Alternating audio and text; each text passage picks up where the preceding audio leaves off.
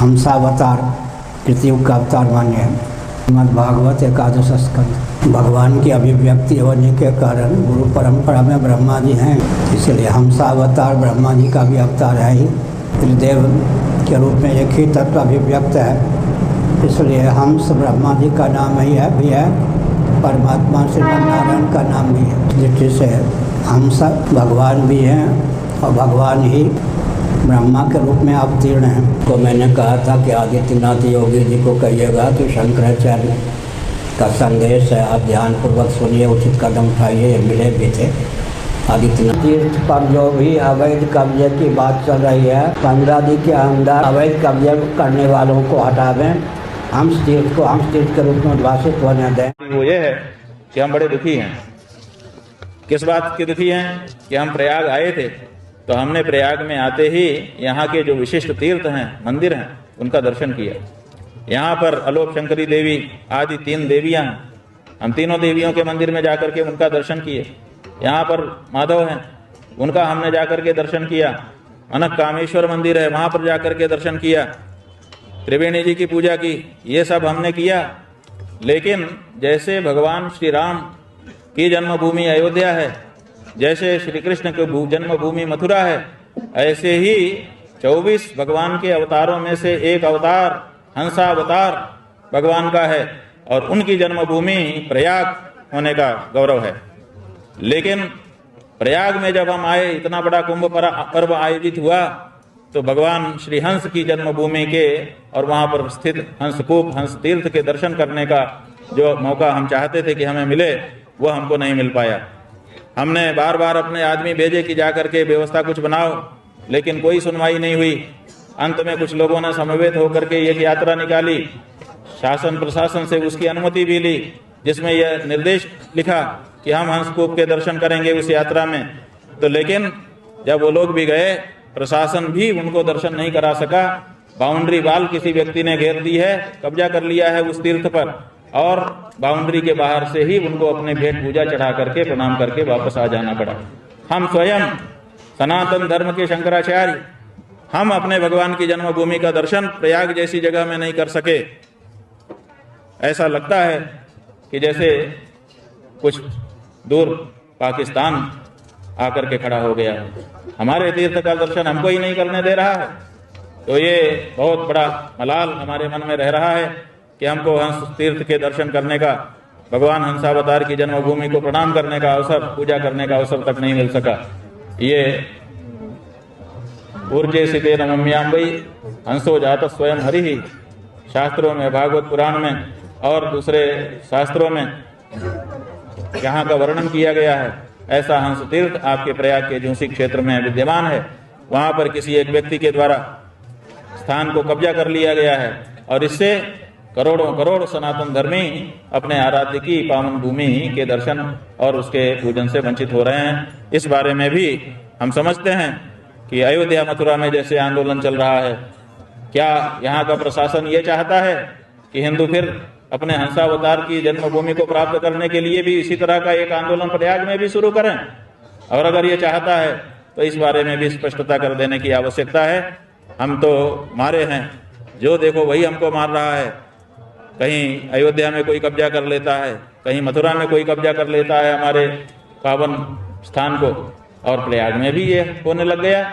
तो अगर यही हो रहा है तो यहाँ के लिए भी एक आंदोलन हम लोग शुरू करेंगे और उसका जिम्मेदार यहाँ का प्रशासन होगा, यहाँ की सरकार होगी। तो ये बात भी हम कहने चल जाना चाहेंगे। बहुत दुख है कि हमारे ही तीर्थ में हमको दर्शन पूजन करने के लिए मौका नहीं मिल रहा। ये अन्याय है और इसी तरह के ढेरों सारे अन्याय हम लोगों के साथ हो रहे हैं। और इसीलिए हम सोच रहे हैं कि कहने के लिए हिंदू सरकार है, कहने के लिए डबल इंजन की सरकार है, लेकिन हिंदू अपने आराध्य 24 अवतारों में से एक उनकी जन्मभूमि में जाकर के वहां पर माथा नहीं झुका सकता। बाउंड्री से उसको पीछे धकेल दिया जाता है। अगर ये सब हो रहा है तो हम सनातन धर्मियों को मानने के लिए पर्याप्त कारण है कि अभी हमारी सरकार नहीं है। हमारी सरकार नहीं है तो फिर हमको इस बारे में प्रयास शुरू करना पड़ेगा। तो ये एक बात है। प्रतिष्ठानपुर में अवस्थित हंस तीर्थ क्षेत्र का ज्ञान पूज्य महाराज जी ने हमको कराया और पूज्य स्वामी श्री कृपात्री जी महाराज, पूज्य श्री पुरुदत्त ब्रह्मचारी जी महाराज और पूज्य पूरी जगतगुरु शंकराचार्य भगवान ने उस तीर्थ को पौराणिक तीर्थ के रूप में स्वीकार किया है।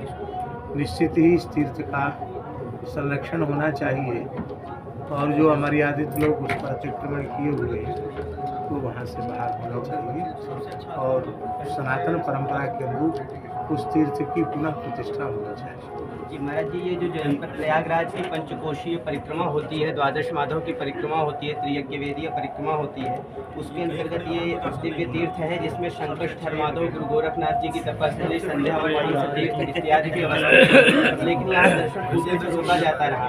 अभी अक्षय वट वृक्ष पर महाराज जी और सरस्वती कूप पर हमारे प्रधानमंत्री मुख्यमंत्री जी आए, कॉरिडोर का निर्माण भी कराए, किंतु यह तीर्थ स्थल उपेक्षित अवस्था में है, जबकि कई बार ज्ञापन भी दिया। आप एक बार योगी जी से मिलिए, वे संतों का बहुत आदर करते हैं, जरूर वो सुनेंगे। हमारे यहाँ श्रीमद् भागवत पुराण की कथा कहने के क्रम में बताया जाता है, श्री हंसाख्यान पर्यंतम षष्ठे नित बदेत सुधी। छठे दिन की कथा जो श्रीमद् भागवत महापुराण की होती है, वहाँ श्री हंसाख्यान पर्यंत, जहाँ परमात्मा ने हंस के रूप में उपदेश दिया है, हंस अवतार हुआ है, परमहंस हंस का अवतार हुआ है, वेदों में भी उसका वर्णन है, पुराणों में भी वर्णन है। ऐसे परमहंस लोगों के भी जो आराध्य हैं भगवान के हंस स्वरूप परमात्मा, हंसः सोहम हंसः, इस तरह की वृत्ति महापुरुष लोगों के जीवन में होती है, जिसको अजपा गायत्री जप के रूप में भी स्वीकार किया गया। इसीलिए वहाँ संध्यावट पर त्रिकाल संध्या करने के परिणाम स्वरूप जो संध्याएं छूट भी गई हैं, उनके प्रायश्चित स्वरूप उसका प्रक्षालन होता है। ऐसे श्री हंस तीर्थ, वह भी पौराणिक स्थिति में जिसका आख्यान उपलब्ध होता है, ऐसे पौराणिक हंस तीर्थ में दर्शन का अत्यधिक महत्व है शास्त्र में, और दर्शन के अतिरिक्त वहाँ निवास करने का भी बहुत ज़्यादा महत्व शास्त्रों में वर्णन किया गया है। इसलिए उस हंस तीर्थ का दर्शन, वहाँ निवास, वहाँ व्यतीत किए गए क्षण अनंत पुण्यों को उत्पन्न करते हैं। मैं यह भगवान श्रीमन नारायण से प्रार्थना करता हूँ कि श्री पौराणिक हंस तीर्थ, जो हंस भगवान हैं, जो ऊर्जे सिते नौम्याम वै हंसो जात स्वयं हरि, स्वयं भगवान हरि ही हंस के रूप में अवतार धारण करते हैं। ऐसे तीर्थ क्षेत्र में सब लोग दर्शन करें, सब लोग लाभ लें। संकष्टहर माधव जो द्वादश माधवों के अंतर्गत आते हैं, उन द्वादश माधवों के दर्शन का मार्ग प्रशस्त हो। कतिपय माधवों का दर्शन तो आज भी हो जा रहा है, कतिपय माधवों के तीर्थ क्षेत्र लुप्त हो रहे हैं। उसी में संकष्टहर माधव के भी तीर्थ क्षेत्र के दर्शन का लाभ लोगों को प्राप्त हो। मैं भी भगवान से यही प्रार्थना करता हूँ कि भगवान हमको भी अनुग्रह करके ऐसे परम पावन तीर्थ क्षेत्र के दर्शन का सौभाग्य प्रदान करें। ओम शांति शांति। भगवान विष्णु के 24 अवतार में हंस भगवान के अवतार की ये प्राकट्य स्थली जो तीर्थराज प्रयाग क्षेत्र में है, यह वैष्णवों के लिए और सनातन धर्मावलंबियों के लिए बहुत ही महत्वपूर्ण और आदरणीय तीर्थ है, जिसका पुराणों में वर्णन है। संध्यावट जैसा तीर्थ, जहाँ पर संध्या वंदन करने पर संध्या का अगर लोप हो गया है तो उसके प्रायश्चित्त का वहाँ विधान माना जाता है। और वहाँ पर संकष्टहर माधव जो तीर्थराज प्रयाग के द्वादश माधवों में एक हैं, उस तीर्थ का बहुत बड़ा महत्व है। और अराजक तत्वों ने जो वहाँ पर उसका अतिक्रमण कर रखा है, उस अतिक्रमण को हटाया जाए और उसको अराजक तत्वों से मुक्त कराया जाए, जिससे सनातन धर्मावलंबी अपने अनुकूल वहाँ भगवान की पूजा, आराधना और समर्चा कर सकें। और इसके लिए हम सब लोग साथ में हैं। और आने वाली षटतिला एकादशी को जो यात्रा होनी है उस यात्रा में हम सभी लोग उसमें सम्मिलित होंगे और वहाँ चल करके भगवान हंसदेव का पूजन करेंगे और दर्शन करेंगे। अगर उनके द्वारा कोई रोकने की प्रक्रिया की गई तो फिर प्रशासन को आकर के उसमें हस्तक्षेप करना होगा और उसे पूजा और यात्रा को सफल बनाना होगा। और इस तरह से हमारे तीर्थों का अतिक्रमण अगर कर लिया जाएगा तो हमारी पौराणिकता नष्ट हो जाएगी, हमारे पौराणिक तीर्थों का महत्व समाप्त हो जाएगा। इस पर सरकार को विशेष रूप से संज्ञान लेना चाहिए। जब आज इस समय भारत सरकार और उत्तर प्रदेश की सरकार तीर्थों का विकास, तीर्थों का संरक्षण और सनातन धर्म के ध्वज को दिग दिगंत तक फैलाने का जो कार्य कर रही है, ऐसे अवसर पर हमारा हंस तीर्थ उपेक्षित हो, प्रशासन की जो है हीला हवाली के कारण और अराजक तत्व वहाँ पर काबिज हो जाएं तो यह अच्छा नहीं है। हम सभी महात्मा लोग इस कुंभ के अवसर पर इस पे और भी गंभीर विचार करेंगे और सभी धर्माचार्य, अधिक से अधिक धर्माचार्य लोग उस यात्रा में सम्मिलित होकर के चल करके वहाँ हंसदेव भगवान का पूजन करेंगे। और भी संतों से मैं यही निवेदन करता हूँ, यहाँ तीर्थराज प्रयाग में जो कुंभ होता है, इस कुंभ का उद्देश्य यही है कि सनातन धर्म के ऊपर जो संकट है, सनातन धर्म की जो समस्याएं हैं, उन समस्याओं के निदान के लिए हम आपस में बैठ करके मंथन करें, विचार करें। यही समुद्र मंथन है यहाँ का, यही वो अमृत है जिस अमृत को पाने के लिए हम यहाँ एकत्रित होते हैं। तो सभी संप्रदाय, सभी मत पंथ के लोग यहाँ एकत्रित होकर सनातन धर्म की रक्षा के लिए और सनातन धर्म की समस्याओं के निराकरण के लिए विचार विमर्श करें और मार्गदर्शन करें और रास्ता तय करें। तो इसी क्रम में हंस तीर्थ के उद्धार के लिए और उसके संरक्षण के लिए भी हम सभी लोगों को विचार करना है और निश्चित रूप से उस कार्य में हम पूर्ण रूप से सहभाग करेंगे। और आप पधारे हैं और आपने हमें जो सूचना दी है, उस सूचना के आधार पर हम निश्चित रूप से वहाँ पहुँचेंगे और वहाँ चल करके पूजन करना और अपने अनुयायियों को और अपने साथ के संत महात्माओं को लेकर के भी हम वहाँ पहुँच करके पूजन का कार्य करेंगे और हंसदेव भगवान का आशीर्वाद प्राप्त करेंगे। हंसदेव भगवान की कृपा से ही लोगों की बुद्धि शुद्ध होगी, क्योंकि भगवान हंस तो विद्या के स्वरूप हैं, तो हंस भगवान की ही कृपा होगी, तभी इन विधर्मियों की बुद्धि शुद्ध होगी और वहाँ का अतिक्रमण दूर होगा। तो इसके लिए हम सभी लोग भगवान से चलकर प्रार्थना करेंगे और दर्शन करेंगे। महाराज श्री, अभी हमारे प्रधानमंत्री नरेंद्र मोदी जी और मुख्यमंत्री योगी आदित्यनाथ जी अक्षय वट वृक्ष और सरस्वती कूप पर आए, वहां कॉरिडोर का निर्माण भी कराए। वहीं दूसरी तरफ प्रतिष्ठानपुर झूंसी में, जिसका पहला नाम प्रतिष्ठानपुर था, झूंसी बाद में नाम पड़ा, और स्वयं गुरु गोरखनाथ जी की वहां से ऐतिहासिकता जुड़ी हुई है भगवान मत्स्येंद्र नाथ की। तो नाथ संप्रदाय से हमारे योगी आदित्यनाथ जी जुड़े भी हैं और संध्या वट वृक्ष हंस तीर्थ हंसकूप जैसा पावन तीर्थ भी है जो उपेक्षित अवस्था में पड़ा है। तो ऐसे दृष्टिकोण को ध्यान में रखते हुए शासन तंत्र को क्या निर्देशित करना चाहेंगे महाराज? शासन तंत्र को यही निर्देशित करना चाहेंगे कि शासन तंत्र इस बात की पुख्ता जानकारी अपने स्तर और अपने संसाधनों के माध्यम से एकत्रित करके माननीय मुख्यमंत्री जी के पास प्रेषित करे और जिससे मुख्यमंत्री जी के संज्ञान में ये बात आए। माननीय मुख्यमंत्री जी इन सारे कार्यों में बहुत ही तत्परता से लगते हैं और उसको एक परिणाम तक पहुंचाते हैं। ये उनका स्वभाव है या उनकी प्रकृति है। हम लोग बहुत सन्निकट रहकर उनके स्वभाव और प्रकृति का अनुभव करते हैं, तो उनसे हम लोगों को बहुत बड़ी आशा है। लेकिन मुझे जहां तक लगता है कि उनको इस विषय में पूर्ण रूप से जानकारी नहीं दी गई होगी अथवा उनके संज्ञान में नहीं आया होगा, तो उनके प्रशासन का दायित्व है कि ये सारी बातें उन तक पहुँचाएँ।